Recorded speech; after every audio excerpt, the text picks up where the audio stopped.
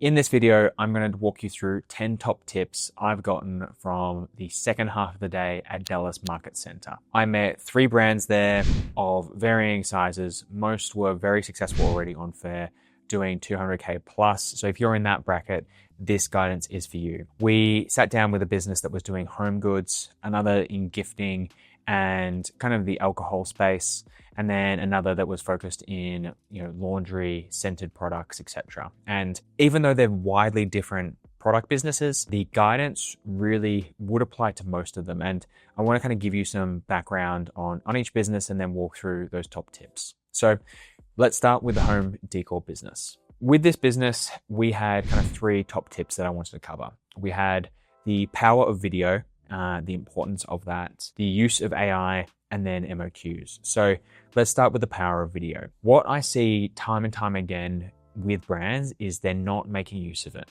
And if you're on a Faire brand's product profile, what you'll see there is a really clear distinction of what Faire thinks of their video, of what your videos should be and where they should be in the hierarchy. And so if you put one video in, it'll go to this top right-hand section of your product images. That is a very, very valuable section of a product page that Faire is making available to your retailers. And that's only if you just do one. If you do 2 and more, the videos go to the bottom of the product pages. But still, the best in class is to make sure that you've got one video at the very minimum. Try and have that differ across product ranges and product categories so that you're telling items such as, we want maybe employee generated content, user generated content, a store tour, a showroom tour. In particular, if you've got one, this home goods business did have a permanent showroom in the Dallas Market Center. And we actually sat down with them and we did a video with them. But you've got a wide variety of videos that you can cover and make sure that they differ by product category. If you're a founder and you've got a team doing this for you, make sure that you go as wide as possible. If you're a founder doing this yourself, then start with what's easiest. Go for a one shot, you just talking about the brand to camera with you making it, if you're still making your product yourself, or making sure that you're going out there and showing off the wide variety of products that you've got in your showroom, on your trade booth, that type of thing. A couple of other areas that I wanted to focus on is, I guess, the number of people as well. People trust people. And when you're doing videos, make sure that you've got a number of people, different people in this. So this particular home goods business, what we were able to do with them is we actually had an employee of their store show us around, and this person's incredibly authentic. We did it in one shot. They're actually retired, came back because they love working so much. And that energy really comes through on every single video that we did with that person. She was able to one shot the kind of walk around of the whole store. And then we went into different products. So they had probably between 5 to 6 different product categories, if you could break it down like that. We were talking things like wedding, baby, kitchen. We even had some religious holidays in there as well.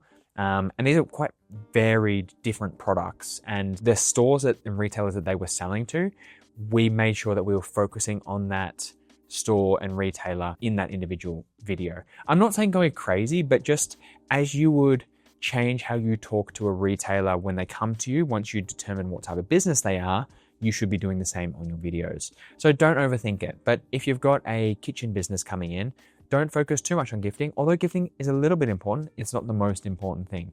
So they had a charcuterie board. My gosh, try and say that quite quickly. Hopefully that comes up below me, but a charcuterie board where they had, it was absolutely gorgeous, made of American maple and, obviously put your ham, salamis, cheeses, camembert, etc. on there, and just talking about that story and why you would choose wood for that particular product. Where is this going to look good in a store? What other things could you put it next to? So that was kind of the first tip, the power of video. Make sure you're doing it. There are easy ways to do it. Just whack it on your iPhone to begin with, or your Samsung, etc. And then as and when you start to get better, then you can introduce editing. But to begin with, one shot it, you can do it yourself. I'm very certain of that. Number 2 was the use of AI. Now, this home goods business has been around for 25 plus years. They have a fantastic wide variety of products, but with that comes an overhead on photography. And of course, there's the natural inclination to utilize existing products and product photos and use AI on top of it. And At the moment, AI isn't there. So I can understand the inclination for people wanting to use AI. This particular product that I was thinking about that we saw with them was actually a photo frame. And that photo frame looked gorgeous. They had heaps of examples of it. They actually had heaps of examples with real photos in it, but they chose some of their examples to have AI in it. And it really doesn't yet pass the canny valley or the uncanny valley. And you can tell going in straight away, you can see if it's like a Christmas light, the lights will be kind of faded, and they're all very similar. Nano Banana Pro from Google is getting better, but it isn't still perfect. And if you're at a business doing 200K plus just on Faire, you're probably quite large, doing maybe $1 million plus in other channels as well in total. To begin with, we need to be getting that photography ongoing, repeated in a way that makes sense for your business, but that looks real. And also when you're doing this repetition, you can actually start to build a bit of a brand behind your photography as well. So, obviously you'll have your product, but then what are the things that go around your product that are uniquely you? And the models that you use, how does someone know that when they look at that photo, but without your brand, that it is your brand? And that's where I think AI isn't getting there just yet. So if you've got AI and you still feel it necessary, what I would say is try and get it below the fold where possible so that you can demonstrate whatever it was that you wanted to demonstrate with AI.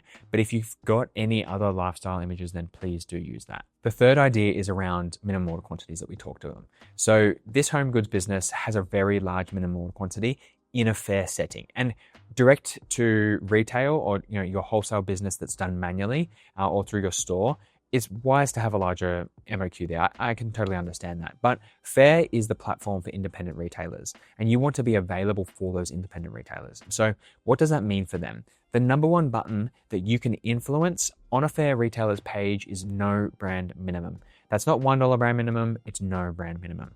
And that doesn't gel though with high ticket item, luxury type of businesses on Faire, or at least the brand owner doesn't think about it. And the way that we talk about this is think about Faire differently to your direct wholesale that you're going out to. It really is focused in independents. Independents are looking to test out new products, and a multi-door retailer that's coming to you direct, that has a buyer, can afford to do a full stand from floor to ceiling. But smaller retailers that are on Faire, and it is obviously growing to multis, aren't able to really get all of the cash they need together to go for a huge range, especially if it's their first order. So we encourage as low minimum order quantities as possible. We've done tests on this.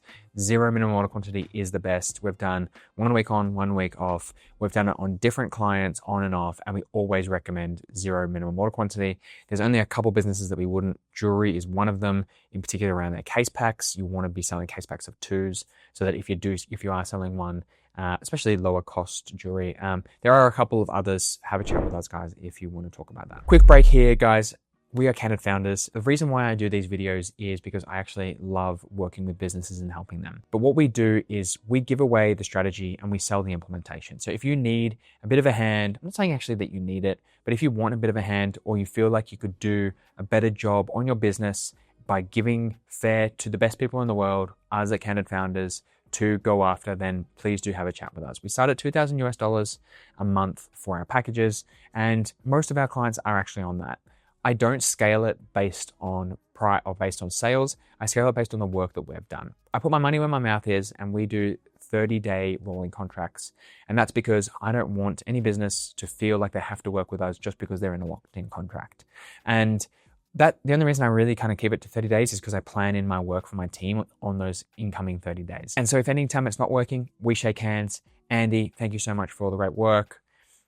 Lauren, Sally, John, thank you so much for trusting your business with us.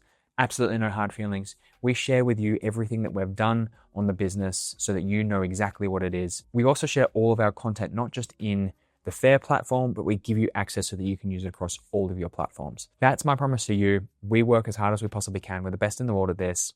And if you've liked watching us and you need a bit of a hand with your Faire store and you want to grow your business and focus on other areas as well, then give us a call. Thank you for listening to that kind of ad read from us.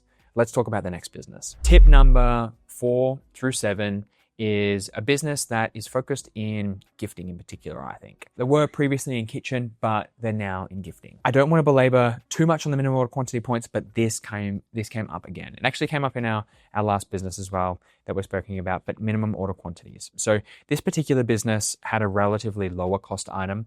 They wanted to make sure that that lower cost item, they were getting lots of them so that people were buying depth. The way that we think about minimum order quantities for retailers is diversification. So minimum order quantity and diversification. So your retailers, they aren't willing to pony up for $10,000, $1,000 on an initial order if they're relatively small. We want to give them that diversification risk so that they can actually test out your product.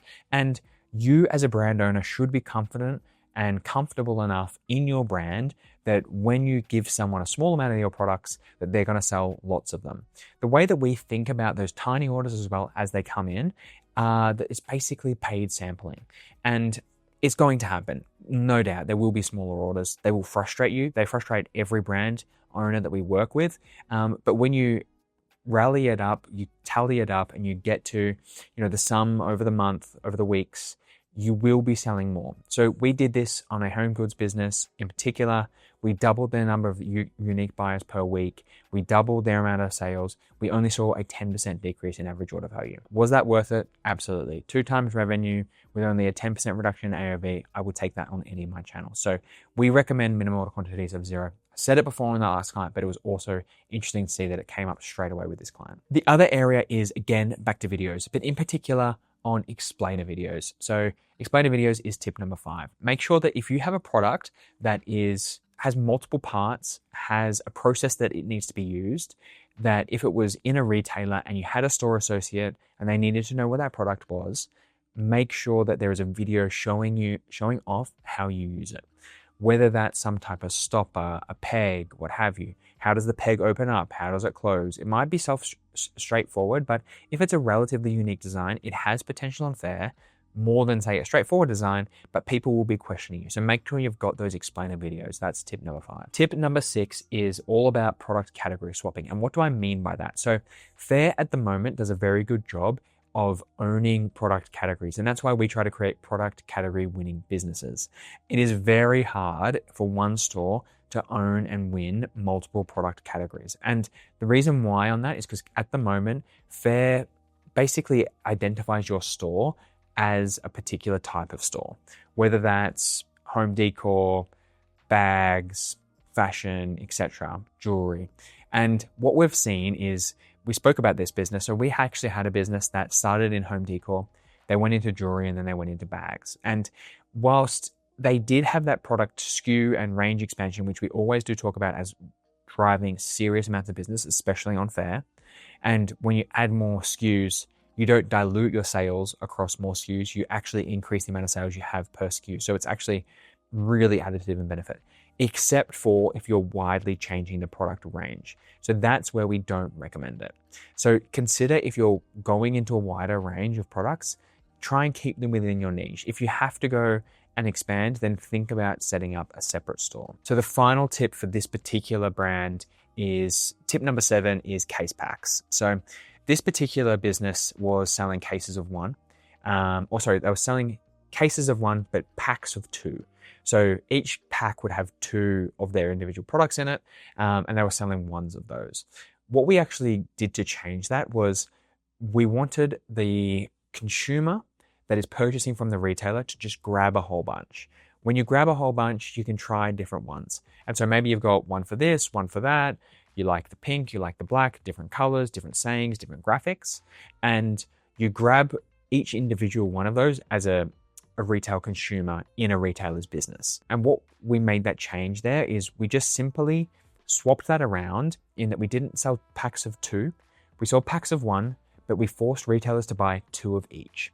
So that kind of gave you that ability that retailers would still buy the same amount, but then they were broken up into individual packs. Even though it was a super cheap item, kind of at lower than $5 per item, and that the person wanted to get us above, the brand wanted us to get above $5 per item.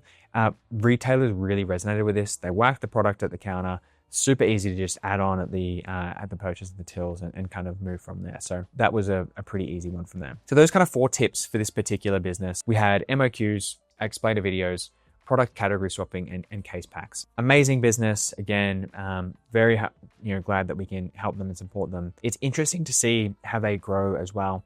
The way that this business owner described how we help them is they are inventors, marketers, shippers, operations people, and everything in between. And then they have to be marketplace experts. And where are they best at? They're great across all of them, but where are they uniquely sorted? Where are the best in the world at? And that is on inventing the products. And so us working with them and they working with us on Candid Founders enables us to just focus on the platform. We're the best in the world at that platform. They're the best in the world at inventing. Let them go off and invent more products. And that's where it helps. Of course, you as a business owner can do this yourself, but your time, I typically find, is way better spent on inventing your products and growing your products. The next 3 tips are focused on I would describe it as a scent-based business. And this is a gorgeous scent-based business. Been around for 20 plus years now at this point. And a couple of areas that I wanted to talk to them about. So with heavier goods, drinks in particular fall into this category as well. And really kind of, woods, etc. fall into this category, is relatively high shipping costs as a percentage of revenue. And what we recommend in this place is try to be under 13% of revenue where at all possible so that you qualify for Faire Insider. And this isn't possible for all brands, but when it becomes possible is when you've got a great gross margin, take a little bit of that great gross margin, give it to the retailer, get under 13%. So this particular business was at 17% of their cost, and getting it down to 13% really does help you get into Faire Insider. I was speaking with a brand success rep the other day. They were doing over 70% of their revenue on Faire through the brand insider program, the retailer insider program, and making sure that you're signed up for that your cost for shipping is 13%, so you qualify for it. And if you have to be over it, then what you can do is for smaller orders, maybe we don't offer it, but for larger orders, we do offer it, and making sure that you're getting free shipping for that particular business. So that's really important. How can you get your shipping costs as a percentage of revenue for the retailer down? So that's tip number 8. Tip number 9 is in-show discounts versus out-of-show discounts. What should you do and how should you work it? So this particular business offers multiple in-store, in-show discounts, and they do work, but you need to be careful on how much margin you're giving away to begin with if it's not something you're going to do in the future. And are you encouraging people artificially to just come to the show, purchase your products, and then force you to keep going back to the show? And then when you stop going to the shows, and shows aren't doing amazingly in comparison to where they were in the past, in particular because of Faire, how can you make sure that you're not training your retailers to expect the impossible, that you only give discounts at shows and then you stop going to the shows? Now, it won't be an issue for this particular business because they've been around for ages and they will continue to do shows. But what we were discussing is about always on promotions. And so these always on promotions are really strong at teaching your retailers what can they expect. And retailers love a cash discount, even if it means they need to hold more of your stock and they need to, invest more in more of your range and give away more of their cash to you. They're just seeing an amazing cash discount, which is what you want to try and encourage them to get. Why is this important for you? Well, if you teach them that your discount is always available and it's based on volume, they will commit to larger volumes. What happens when they commit to larger volumes? Well, this particular business has, for example, one of the products, laundry detergents. You grab that laundry detergent and then suddenly they see the ability that if they buy $1,000 worth of product and they're at $700, they will get a 10% discount. So they're just seeing $100 that they could save if they got up to $1,000. But what you're seeing is they're then going to increase their order size. So let's say they're buying 5 buckets of laundry detergent in, a gallon each. They're going to take those gallons and they're going to put the additional 5 that they use to get up to the kind of $1,000 plus all of the other products, and they need to store them. Now that is going to be burning a hole in their floor as they sit there being like, okay, I want to sell this. I want to sell more. What happens then? They're going to give more width on the product display range to you for their stores. They're going to sell more. That you're going to then also displace your competitors more likely than not. So it's an absolute game changer. So use those always on promotions to drive bigger tickets, those people that are investing, so that you are going to sell through even more. The last tip is the power of brand is always underutilized and underappreciated. This particular brand had an absolutely gorgeous presence. They had everything was branded particularly well. The use of colors to highlight scents are something that I think for scent-based products really underappreciated. I was telling this business a story that we did on a perfume business. We bought all of the imagery together where it's a scent-based product, the perfume was, and we actually, for example, if it smells like cinnamon, have cinnamon sticks in the photo. Sandalwood, lavender, honey, vanilla, etc. Whatever it's going to smell like, mint. Put that in the photo so that visually you instantly understand what that is going to smell like in person. That is one of the downsides of buying through Faire, is obviously we don't have anything around scent at the moment. And so what you can do to invoke that scent visually is really powerful. People are visual animals, so make sure you do that. So guys, that's our top 10 tips from these 3 businesses from me at the Dallas Market Center today. Awesome time. Great to see so many clients all at once. Also great to meet some new ones. We are in the process of growing Candid Founders, and the way we do that is by helping other businesses. So if you know any other business that you think could benefit from this type of content, please do share it with them. We give it all away for free, with the idea being that those people that want the implementation service, they can then sign up for us at candidfounders.com. So please do like, subscribe, follow for more, and I'll see you guys in the next video.